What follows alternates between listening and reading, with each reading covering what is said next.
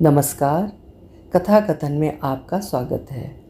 आज सुनिए डॉक्टर वंदना गुप्ता की लिखी हुई कहानी नजराना, मेरी जुबानी। मैं हूँ सीमा सिंह। लोभान का धुआं हवा में छल्ले बनाता हुआ उनके आंगन से उठकर हमारी छत की ओर आ रहा था और इन छल्लों से बनती आकृतियाँ मुझे डरावनी लगती। इस घर से कभी कभी अजीबोगरीब आवाज़ें आती थीं। सकीना भाभी की सुबकने की आवाज़, काले की अजीब हंसी और झाड़ने फूंकने की आवाज़ें। ये एक दिन की बात नहीं थी। हर जुमे को काले आता तो इस तरह का डरावना माहौल बनता। हमारे छत की दीवार के उस पार सकीना भाभी का घर था, या ये कहें कि हमारे घर तक हिंदुओं के मोहल्ले की सीमा समाप्त होती थी और सकीना भाभी के घर से मुसलमानों का मोहल्ला शुरू होता था। हमारे घर की छत की पट्टी क्या थी, दादाजी ने सुरक्षा की दृष्टि से उस पर खड़े कांच के बड़े बड़े टुकड़े लगवाए थे, परंतु समय के अंतराल में सीमेंट झड़ जाने से कुछ टुकड़े गिर चुके थे। इसलिए मैं छत पर बनी ऊंची दीवार के इस पार खड़े होकर उनसे बातें कर पाती थी, पर कभी कभी वे चुप भी जाते थे। पर बातचीत का सुविधाजनक तरीका यही था, नहीं तो पूरी कुलिया पार कर जाना पड़ता था उनके घर। अचानक आज पुलिस आई थी सकीना भाभी के घर में पूछताछ के लिए। रुबीना भाभी रोए जा रही थीं। हमें नहीं मालूम साहब, हम क्या जाने कहाँ गई वो, वे बुरके की आड़ में बोले जा रही थीं। फत्तो बुआ बड़बड़ा रही थीं, जब से ये दोनों बहनें इस घर में ब्याह कर आई हैं, हम सबका जीना हराम हो गया है। फत्तो बुआ जोर जोर से छाती पीटने लगी। चुप रह बुढ़िया, नौटंकी मत कर, कितना बड़बड़ा रही है, हमें तफ्तीश करने दे ढंग से। पुलिस वाले ने हड़काया तो वे शांत हो अपना हुक्का गुड़गुड़ाने लगीं और शरीर पर भिनभिनाती मक्खियाँ भगाने लगीं। फत्तो बुआ जगत बुआ थीं। पिता की एक ही संतान होने के कारण वे पिता की संपत्ति की वारिस तो थीं ही, पति भी घर जमाई बनकर उनके साथ ही ससुराल में रह गए थे। उनके गुजर जाने के बाद फत्तो बुआ के बेटों शमीम और शौकत ने नाना की विरासत संभाली। पुलिस वाले ने फिर सख्ती से पूछा, पता कहाँ गई तेरी बहन? हुजूर, हम कह चुके हैं आपसे, हमें नहीं पता, रुबीना भाभी ने कहा और सुबकने लगी।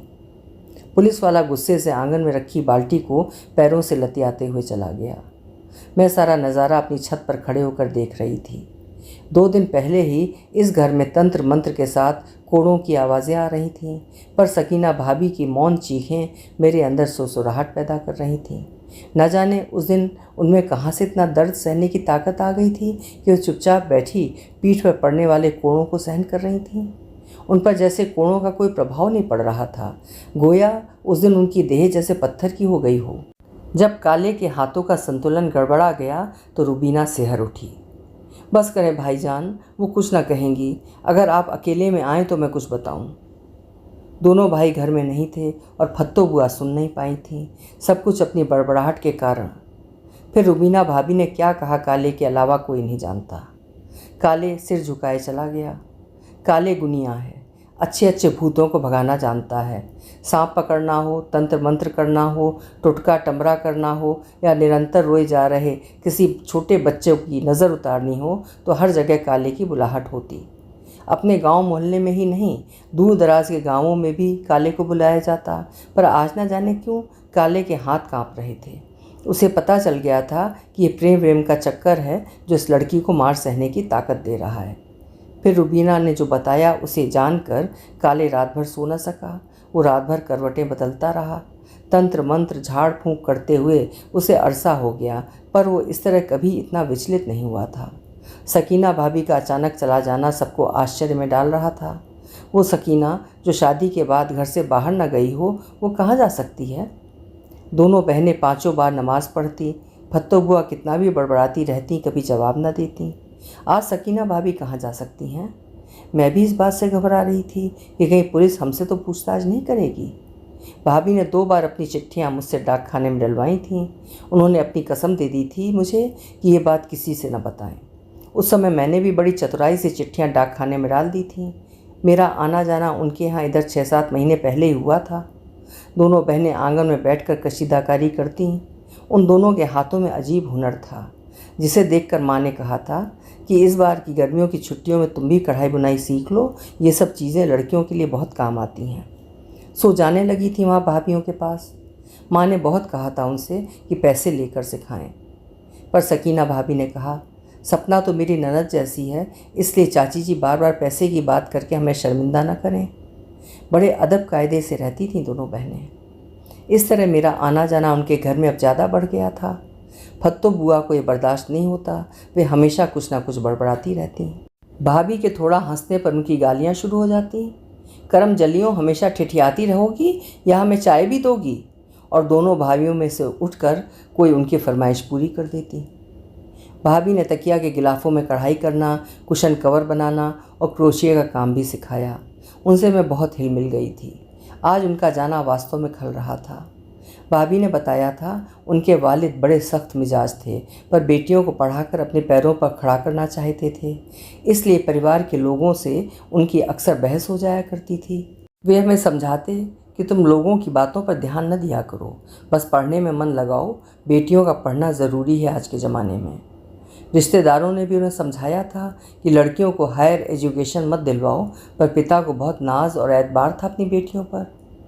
सकीना भाभी जब कॉलेज गईं तो उन्हें एक लड़के से प्यार हो गया था। सभी कुछ उन्होंने रुबीना को बता दिया था।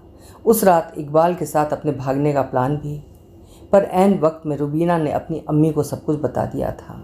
उसे लगा था कि अम्मी शायद अब्बा हुजूर को समझा लेंगी और सकीना बाजी की इकबाल भाईजान से शादी हो जाएगी। बस उसके बाद जो हुआ उस सब का दोषी रुबीना अपने को मानती थी। इस घटना के बाद दोनों की पढ़ाई पर बट्टा तो लगा ही। पिता ने येन प्रकारेण जल्दी ही लड़के ढूंढ कर दोनों का ब्याह एक ही घर में कर दिया था। न रुबीना 12वीं पास कर पाई थी, न सकीना अपना बीए पूरा कर पाई। सकीना ने अब्बा से बहुत कहा कि उसकी गलती की सज़ा रुबीना को ना दें, उसे पढ़ने दें, पर उन्होंने नहीं सुना। इकबाल भाईजान बहुत प्यार करते थे सकीना बाजी से। नए ज़माने के लड़के थे, डॉक्टर, माता पिता की इकलौती संतान। उन्होंने अपने वालिदैन को समझा भी लिया था बाजी की पढ़ाई को जारी रखने के लिए, पर डरपोक बाजी अम्मी अब्बू को सच ना बता सकी। मैंने सोचा मैं शायद अपने वालिदैन को समझा पाऊंगी, पर पिता का विश्वास टूटा तो गाज हमारी ज़िंदगियों पर गिरी। जिस रोज़ हमारा ब्याह हुआ था उसके 2 दिन पहले इकबाल के कहने पर रोज़ी ने छुपते छुपाते इकबाल का पत्र दिया था, जिसमें उसने लिखा था कि सकीना, मैं तुम्हारे बगैर जी नहीं पाऊँगा। ये बातें रुबीना भाभी ने भावुकता में बहकर इसलिए बताई थीं मुझे, ताकि मेरे द्वारा वे सकीना भाभी के पत्र को डाकखाने में डलवा सकें। अगर पिता का फैसला हमारे हक में होता तो शायद हमारी ज़िंदगी का रूप कुछ अलग होता। ऐसा कहते वक्त उनकी आंखों में जो कसक थी उसे देखकर मैंने चिट्ठियों को डालना मंजूर कर लिया था। कहीं भाभी इकबाल के पास तो नहीं चली गई? मेरे मन में रह रहकर यही विचार आ रहा था। सभी इस घटना का दोषी काले को मान रहे थे। पुलिस ने काले के घर की इंक्वायरी की तो पता चला कि वो पास के गांव गया है, शाम को आ जाएगा। जब काले शाम को आया तो उसे भी चिंता हुई कि कहाँ गई होगी वो लड़की। रुबीना अजीब कश्मकश में थी कि वो जीजू का सामना कैसे करेगी। उसके जीजू कितना ख्याल रखते हैं बाजी का।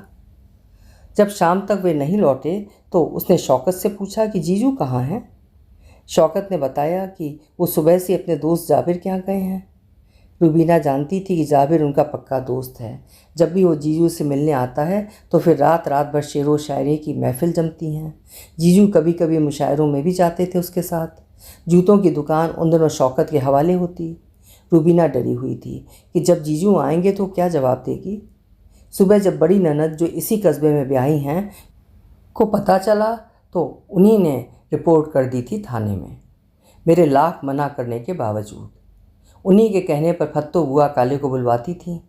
जीजू को ये सब देखकर बड़ी खुंदक होती थी, पर बाजी चूँकि घर में बड़ी थी इसलिए उनके निर्णय पर सभी को अमल करना पड़ता। पर कल जीजू ने घर में अम्मी से कह दिया था कि आज से काले इस घर में नहीं आएगा।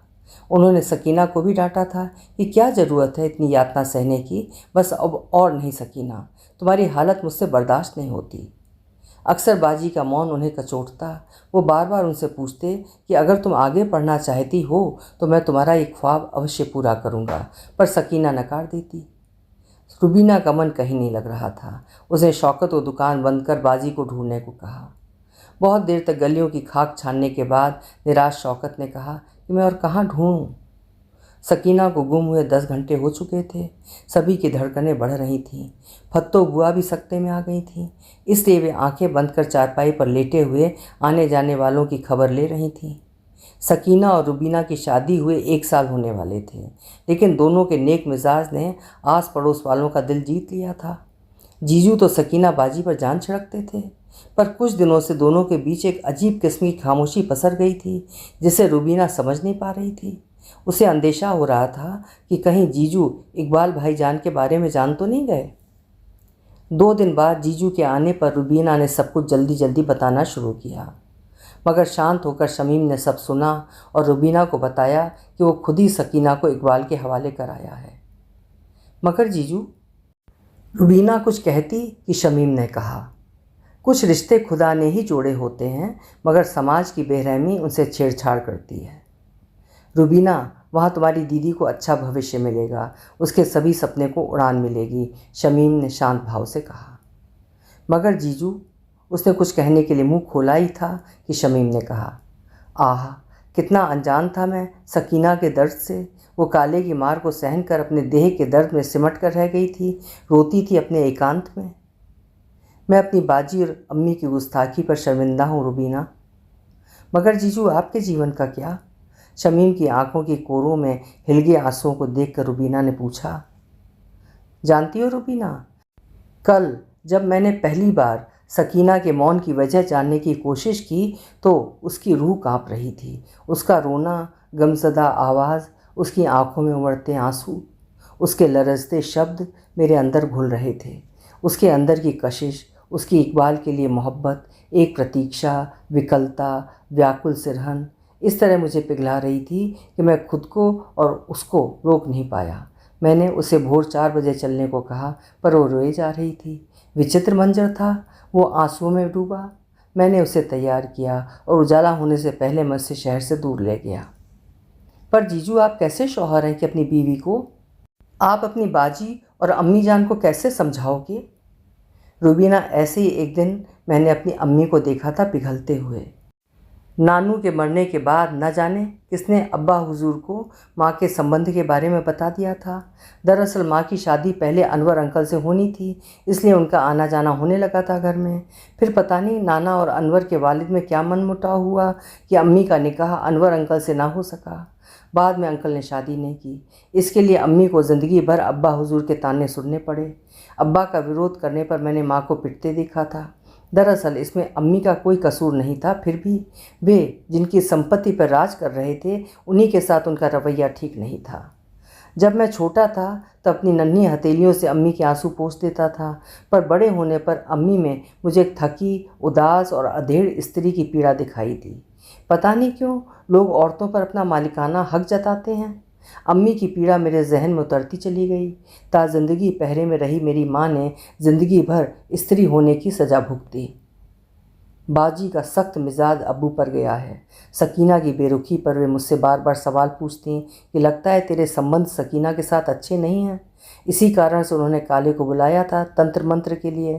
पर उस दिन जब मैंने काले के अमानवीय रूप को देखा तो मुझे लगा कि अब मैं सकीना को एक मुकम्मल इंसान की तरह ज़िंदगी जीने का हक दूंगा। उस नीरव भोर में उसे ले जाते वक्त मैं महज एक आंख भर देख लेने का मुँह संवरण नहीं कर सका। उस समय मैंने उसका प्रेम में डूबा दृढ़ संकल्पित चेहरा देखा था। रुबीना, मैं नहीं जानता कि मैं उसे छोड़कर आया हूँ या अपने साथ लेकर। वो हमेशा मेरे जहन में रहेगी। रुबीना ने कहा, यह कैसा त्याग है जीजू? शाम के झुरपुट में रुबीना ने देखा कि जीजू का संपूर्ण व्यक्तित्व अपने समग्र वैभव में तब्दील हो गया है। उसे लगा कि जैसे जीवन के मंच पर एक मजे हुए शायर ने न सिर्फ ज़िंदगी की एक मुकम्मल नज़्म पढ़ी है, अपितु जीवन में एक मुकम्मल किरदार की भूमिका भी अदा की है। रात 8 बजे की नमाज का वक्त हो गया था। आज रुबीना ने अपना आंचल पसार कर जीजू के लिए आकाश भर की दुआएं मांगी। अभी आप सुन रहे थे डॉक्टर वंदना गुप्ता की लिखी हुई कहानी नजराना। उम्मीद है कहानी आपको पसंद आई होगी। पसंद आई है तो कहानी लाइक ज़रूर करिएगा और चैनल भी सब्सक्राइब कर लीजिएगा। कल फिर मिलेंगे। आपका समय शुभ हो।